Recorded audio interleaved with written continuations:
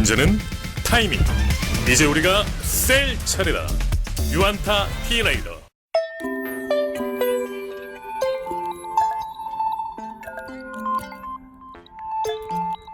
네, 안녕하십니까. 유안타증권 글로벌투자정보센터의 최현재입니다.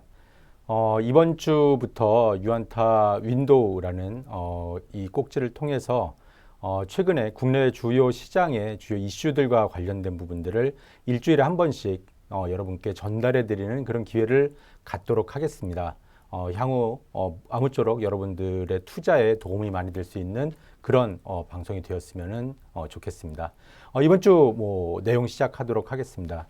최근에 주가가 거의 작년 3월을 저점으로 해서 2배 이상 주가가 오른 상태고 한 10개월 정도 열심히 달려온 그런 이제 주가의 상승이 있었는데요. 보면 2021년도 올해 들어서 약간 주가의 상승세 자체가 좀 꺾이는 부분이 아닌가 하는 그런 부분들에 대한 우려가 좀 많은 부분들이 있습니다. 실제로 올해 1월 달 초까지만 하더라도 하루에 증시에 코스피 시장과 코스닥 시장을 합계 거래대금 자체가 한때 하루는 60조를 넘은 적도 있었고요. 평균적으로 1월 달에 40조를 넘는 거래대금이 2월 들어서 최근에는 30조 밑으로 내려오는 모습들이 관찰이 되고 있습니다. 또한 그동안 증시의 상승을 이끌었던 개인 투자자들의 실탄이라고 할 수 있는 고객 예탁금이 1월 달에 고점이었던 74조 원 수준에서 지금 한 64조 원 밑으로 빠진 상황이기 때문에 전반적으로 개인 투자자를 중심으로 한 매수 강도 자체가 주춤해지는 그런 모습을 보이고 있습니다. 그래서 시장이 굉장히 1년 가까이 달려온 부분들이 많이 피로도를 느끼고 있는 거 아닌가? 2분기 들어가면은 조금 하락하거나 조정하는 장이 올 수 있지 않을까에 대한 우려들이 투자자들 사이에 사실은 공감대를 좀 얻고 있는 부분들이 있고요.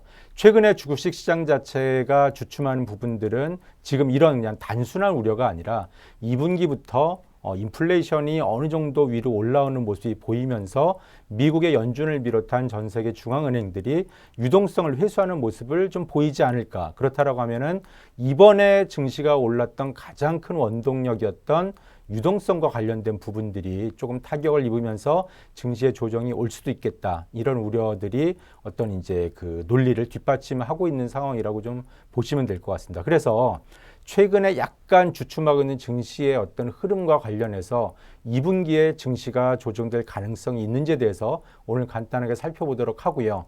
그럼에도 불구하고 여전히 실적들이 좋아지고 경기가 회복되는 부분들이 나오는 부분들이 있기 때문에 그런 시장 어떤 장세가 도래를 했을 때 어떤 업종과 종목들이 조금 유망한 투자처로 꼽힐 수 있는지에서 하나씩 말씀을 좀 드리도록 하겠습니다. 자, 2분기 지금 말씀드린 대로 조정은 불가피한가? 조정이라는 것 자체가 만약에 지금 3,100포인트, 3,200포인트에서 300포인트, 400포인트, 10% 이상 빠지는 거라고 생각을 하실지 아니면은 하루 이틀 정도 급락을 했다가 다시 올라오는 모습을 보일지에 따라서 조금 조정에 대한 개념이 다를 수도 있긴 할 것 같은데요. 어쨌거나 2분기에 실제적이든 아니면은 투자자들의 심리적으로든지 간에 조정은 불가피할 수밖에 없을 것 같다. 이런 부분들에 대해서는 염두를 좀 주셔야 될 것 같습니다. 그 이유를 하나씩 좀 설명을 드리면요.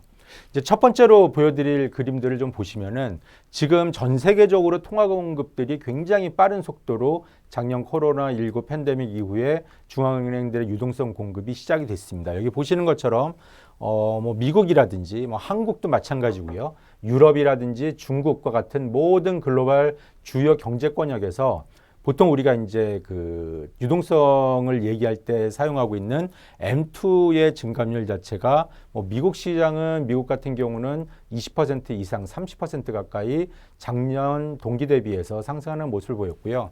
다른 경제 지역들도 한 10% 이상 성장하는 상승하는 모습들을 보였습니다. 대부분 보통은 금리가 하락하는 시기에 보면은 M2의 증감률 자체가 크게 나타나는 부분들이 있고요. 이번에도 마찬가지로 미국 연방의 기준금리가 떨어지는 가운데 M2의 증감률은 20% 후반까지 치솟는 이런 모습들을 보여줬다라고 보시면 될 것 같습니다. 그래서 작년에 코로나19 이후에 공급된 전 세계에 풀린 미국과 중국과 유로존에서 풀린 유동성만 하더라도 11조 달러, 우리가 보통 잘 사용하지 않는 화폐 단위인 경을 써가지고 한 1.2경원 정도가 전 세계 시장에 지금 유동성이 공급됐다고 보시면 될 것 같고요. 지금 이제 미국에서 논의가 되고 있는 한 1.9조 달러 정도의 경기 부양책이 다시 한번 풀린다라고 하면은 정말 천문학적인 규모의 유동성이 시장에 풀리게 된다라고 보시면 될 것 같습니다. 근데 문제는 뭐냐면 유동성이 전 세계적으로 풀리고 금리가 낮은 수준을 유지하게 되면은 이에 따라서 주식시장에도 변화가 나타나는 건데요. 과거의 트렌드를 보면은 기준금리가 떨어지는 시기에 노란색으로 나타낸 S&P 500 지수의 PR 멀티플은 상승하는 모습을 지속적으로 보여주고 있습니다. 이번 경우도 마찬가지로 기준금리가 떨어지는 와중에서 S&P 500의 PR 멀티플이 굉장히 빠른 속도로 증가를 해서 어떻게 보면 역대 최고 수준까지 올라와 있는 상황이라고 보시면 될 것 같습니다. 이런 부분이 지금 말씀드렸던 미국뿐만이 아니라 뭐 미국이라든지 한국이라든지 뭐 동시에 중국이나 이런 부분들까지 포함해서 모든 국가에서 유동성에 기반한 밸류에이션 멀티플의 상승 그리고 그에 따른 주가 지수의 상승 자체가 동시로 나타나고 있는 그런 국면이라고 보시면 될 것 같습니다. 근데 문제는 뭐냐면은 역대급 유동성이 공급이 되면서 대규모의 유동성 공급이 되면서 이에 따라 아까 앞에서 봤던 멀티플이 상승을 하면서 주가 지수가 상승하는 이런 모습을 좀 보였는데요. 만약에 이런 유동성이 풀렸던 그 유동성들이 회수가 되는 시점이 나타난다라고 하면은 주시장은 조정 국면에 진입할 수밖에 없을 것 같다. 이런 결론이 나오면서 2분기 조정에 대한 우려들이 나오는 겁니다. 그 이유를 말씀을 드리면은 최근에 S&P 500 지수가 지금 올라온 부분들을 보면은 상당 부분은 S&P 500의 PR 멀티플 상승을 통해서 이루어진 부분들이 있는데요. 그럼 원래 주가가 상승할 때는 멀티플들이 전부 다 상승하는 거 아니야? 이렇게 생각할 수도 있을 것 같은데 우리가 이제 한때 예전에 현대중공업을 포함한 굉장히 많은 종목들이 동시 상승을 했던 2004년도, 5년도, 6년도, 7년도까지의 주가 지수의 흐름을 보면은 S&P 500 기준으로 S&P 500 지수는 꾸준히 상승을 하고 있는데 오히려 S&P 500의 PR 멀티플은 하락을 하는 국면을 확인을 할 수 있습니다. 이 장세 자체가 우리가 일반적으로 지금 우리가 유동성 장세를 지나고 있다고 말씀을 드렸는데 이렇게 오히려 반대의 모습이 나타나는 장세를 보통 실적 장세라고 부릅니다. 실적 장세는 기업들의 이익이 증가하는 속도를 주가 지수의 상승이 따라오지 못하면서 오히려 PR 멀티플이 하락을 하는 아주 특수한 케이스라고 볼 수 있을 텐데 이러한 경우는 단기적으로 주가가 하락을 하더라도 크게 우려할 만한 내용이 없긴 하겠지만 만약에 유동성을 기반으로 해서 올라왔던 지금과 같은 장세라고 하면은 유동성의 회수라는 것 자체는 현재 시장의 상승을 이끌었던 원동력 자체가 엔진이 꺼지는 부분들을 얘기를 할 수 있기 때문에 그런 관점에서 주식시장의 조정을 올 수밖에 없겠다. 이런 부분들에 대해서 시장의 공감대가 어느 정도 확산돼 있고 이에 따라서 최근에 시장이 어느 정도 옆으로 횡보하는 모습을 나타내고 있다고 보시면 될 것 같습니다. 근데 여기서 중요한 건 뭐냐면은 유동성이 연준이 이제부터 인플레이션이 나타나니까 빨리빨리 회수를 해야 돼 이렇게 액션을 취하지 않더라도 여기 보시는 것처럼 유동성을 회수할 걸로 예상이 된다. 즉 여러 가지 경제 지표가 연준이 유동성을 회수할 수 있어라고 투자자들이 우려를 하는 순간 주가 지수에는 그 부분들을 우려들이 반영될 가능성이 굉장히 높기 때문에 결국 연준은 지금 미국의 인플레이션이 CPI 상승률이 전년 동기 대비해서 2%를 넘는다고 하더라도 그 평균치 개념을 도입을 해서 유동성 회수를 하지 않겠다고 해서 공언을 하고 있긴 하지만 뒤에서 이제 말씀드릴 아마 2분기 중에 나타날 가능성이 높은데 만약에 미국의 소비자 물가 상승률이 2% 중반 이상으로 간다라고 하면은 아마 국채 금리도 상승하는 모습이 나올 거고 그럼 연준이 뭔가 이 유동성 회수에 나서지 않을까라는 우려들이 시장에 퍼지면서 그런 부분들이 분명히 아까 말씀드렸던 그게 낙폭을 키우건 하루 이틀 만에 끝나는 조정이건 어쨌거나 그런 부분들에 대한 조정의 모습이 나타나지 않을까 이런 부분들은 예상을 할 수 있을 것 같습니다. 이렇게 말씀드렸던 이유를 말씀을 드리면은 지금 미국 연준이 계획을 하고 있는 인플레이션 목표치는 이거는 3개월마다 연준에서 발표를 하고 있는데요.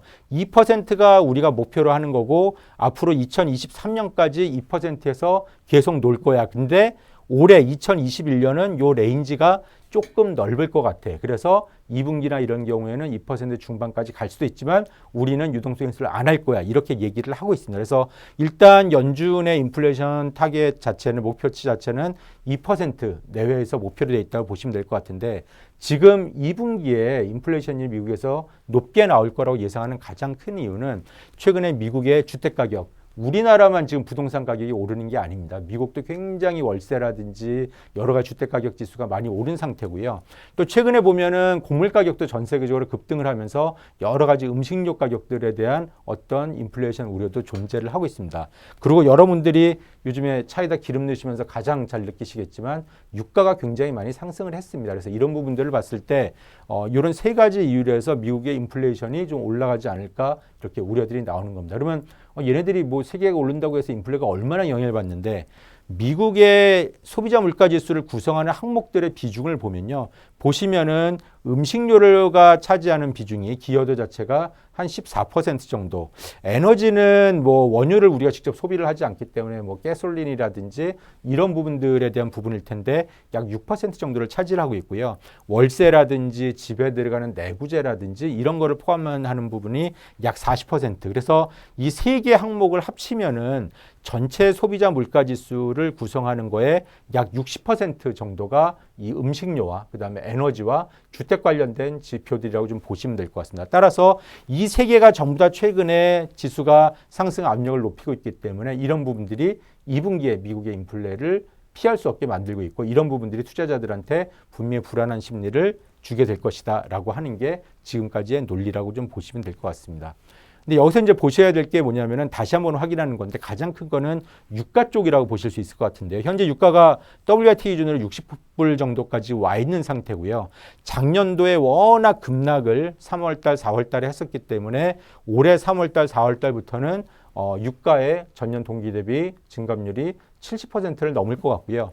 현재 유가 수준이 계속 유지된다고 하더라도 연말 기준으로 YOY 증감률은 20%를 유지할 수 있을 거다. 그래서 이런 부분들을 보면은 과거에 요 이제 연두색으로 나타낸 부분들이 미국의 CPI YOY 증감률이라고 보시면 될 것 같은데 과거의 이 CPI의 움직임들을 쭉 따라가 보면은 사실은 이 에너지가 차지하는 비중이 기여하는 비중이 굉장히 높았던 거를 알 수 있는데 작년도에 미국의 물가 상승률이 굉장히 낮았던 이유는 유가 급락에 따른 에너지 쪽에 기여도가 마이너스 기여를 했기 때문이고요. 이 부분이 올해는 무조건 3월 달부터 플러스로 돌아온다. 그렇다고 하면은 잠깐 일시적으로는 미국의 CPI 상승률 자체가 예상 자체가 2% 중반을 넘을 수 있기 때문에 이런 부분들이 결국 시장의 우려를 자극하는 부분이 될 수 있다는 게 전체적인 논의의 틀이라고 보시면 될 것 같습니다. 그래서 지금 여러 가지 설명들은 드리긴 했는데 2분기 중에 실제로 큰 폭의 조정이 올지 아니면 그대로 횡보를 하다가 어느 정도 기간 조정을 마치고 다시 상승하는 모습을 보일지에 대해서는 향후에 계속 추적을 해보면서 봐야 되긴 하겠지만 2분기의 조정을 말하는 사람들의 논리 자체는 이러이러한 어떤 근거를 가지고 있기 때문에 허황된 얘기는 아니고 그런 관점에서 조금 조심을 하는 자세가 필요하지 않을까 생각을 하고 있고요. 근데 뭐 최근에 장세를 보시면 알겠지만 워낙 시장이 강하기 때문에 2분기에 조정이 오니까 우리의 주식을 팔고 현금을 가져갑시다. 이런 의미는 아니라고 보시면 될 것 같고 오히려 시장이 강할 때는 사실은 바이앤홀드를 하면서 계속 들고 있는 게 매일매일 트레이딩하는 것보다는 훨씬 더 좋은 수익을 내긴 하겠지만 이런 조정의 가능성이 있고 그 폭조차도 예상하기 어려울 경우에는 만약에 미국이 됐던 어디가 됐던 파열음이 나오면서 하루 정도 주가가 어떤 큰 폭의 변동성을 보일 때 일단 포지션을 정리하고 오히려 그러고 나서 뭐 주가가 상승한다고 하면은 그 짧은 기간 동안의 수익은 포기하더라도 위험에 대한 노출들을 좀 줄이는 게 타당한 투자 전략이 아닌가 이렇게 생각을 하고 그렇게 대응을 하시는 게 좋을 거라고 생각을 하고 있습니다. 그래서 그러면은 뭐 유동성에 기반해서 그동안에 올라왔던 애들은 그럼 전부 다 주가가 조정을 받고 안 좋겠네. 그럼 그 다음에는 뭐를 갖고 하면 되지? 라고 생각을 했을 때 조금 관심 있게 보실 수 있는 게 최근에 경제 지표가 굉장히 좋게 나오고 있는 부분들이 있는데 이게 지금 전 세계 경제가 회복되고 있다는 뜻이거든요. 그렇다면은 경기 민감 업종을 어떤 조정이라든지 이 부분이 왔을 때 약간 포트폴리오를 교체하는 그런 기회로 활용을 하면서 종목 비중이라든지 전체 업종 비중을 조금 민감업종 쪽으로 움직이는 것도 나쁘지 않은 전략이 되지 않을까 생각을 하고 있습니다. 경기 민감업종 실적 개선이 부각되는 상반기 이렇게 말씀을 드렸는데요.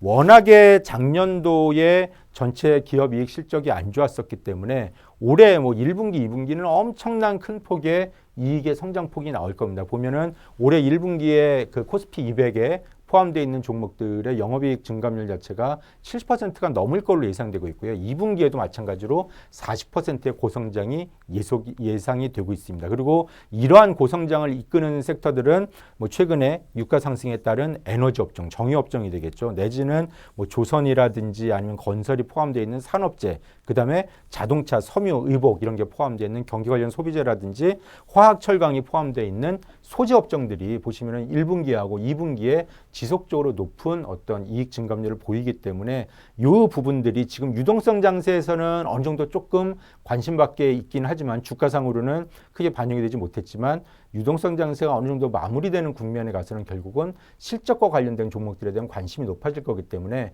이러한 섹터의 종목들을 좀 이렇게 관심 있게 보시는 그런 전략이 필요하지 않을까 이렇게 생각을 하고 있습니다.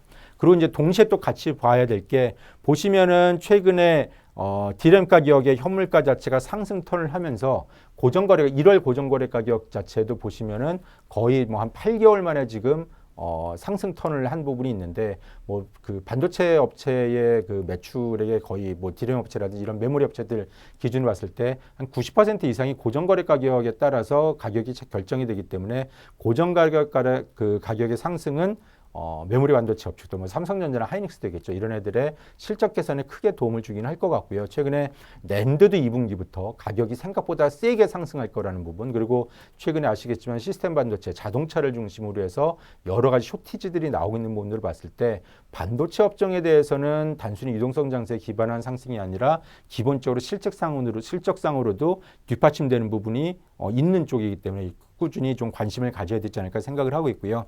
물론 디램 가격 상승에 비해서 최근에 하이닉스가 뭐 특수한 케이스가 있기도 했지만 그 주가 상승세가 부담스러운 부분들은 맞긴 하겠지만 이런 부분들이 정말 반도체 빅사이클이 왔다라고 하면은 충분히 커버할 수 있는 수준, 그리고 워낙 과거에 낮은 밸류에이션을 받았었기 때문에 주가의 급등에도 불구하고 그렇게 다른 종목들에 비해서 비싸 보이지 않는다. 그렇다고 하면은 반도체 업종에서는 꾸준한 관심을 좀 가지실 필요가 있지 않을까 생각을 하고 있고요. 또 하나가 보시면은 뭐 여러 가지 아까 말씀드렸던 경기 민감 섹터들의 움직임이 있긴 하겠지만 보시는 것처럼 뭐 벌크선, BDI 지수라고 하죠. 벌크선 운이 지수가 굉장히 좀 빠르게 작년도 2분기를 저점으로 올라온 모습이라든지 아니면은 뭐 아시아에서 유럽이나 미국으로 가는 어떤 상하이 컨테이너 운임 지수 자체가 작년도 2분기, 3분기를 저점으로 빠르게 상승해서 거의 최근에 5년, 6년 내에 가장 높은 수준을 유지하는 걸 보면은 분명히 글로벌 물流동량은 많이 늘어난 부분들이 있고 이 부분이 전 세계 경기 회복에 대한 어떤 그 증거가 되지 않을까 생각을 하고 있고요. 그래서 지금 이러한 어떤 경제 지표의 어떤 그 호조라든지 아니면 경기 회복에 따라서 실적이 좋아지고 있는 섹터들이 아직은 크게 주목을 시장에서 못 받고 있는 부분들이 있는데 혹시 정말 아까 제가 우려했던 대로 2분기에 어느 정도의 조정이 온다라고 하면은 그 이후에는 약간 종목 교체 자체를 기존의 뭐 언택트라든지 유동성에 기반한 성장주 쪽에서 실적 관련된 경기 민감 업종 쪽으로 가시는 게 좋지 않을까 이렇게 생각을 하면서 말씀을 좀 드렸습니다. 그래서 뭐 이게 길게 말씀드리면은 지겹고 하실 테니까 오늘 이제 말씀 여기서 좀 마무리 드리도록 하고요. 오늘 제가 말씀드렸던 내용을 다시 한번 정리를 해드리면은 2분기에 유가라든지 음식료라든지 주택가격 상승 때문에 미국 시장의 어떤 인플레이션 상승 압력은 높아질 수밖에 없고 그렇다라고 하면 유동성에 기반해서 그동안 주가가 상승했던 약 1년여의 여정 자체는 한 번은 쉬어갈 타이밍이 올 것 같다. 그러면은 2분기에 그런 타이밍이 왔을 때는 과거에 유동성에 기반했던 성장주들도 뭐 좋긴 하지만 경기 민감 업종, 실제로 경기가 회복되는 데 따른 수혜를 받을 수 있는 업종들에 주목을 하시는 게 필요하지 않을까 그 말씀을 드리면서 오늘 제 말씀은 여기서 마치도록 하겠습니다. 네, 끝까지 들어주셔서 감사하고요. 앞으로도 보다 좋은 컨텐츠로 계속 찾아뵙도록 하겠습니다. 감사합니다. 문제는 타이밍. 이제 우리가 셀 차례다. 셀 타이밍을 알려주는 유안타 T레이더. 잘 파는 게 투자다. 유안타 증권.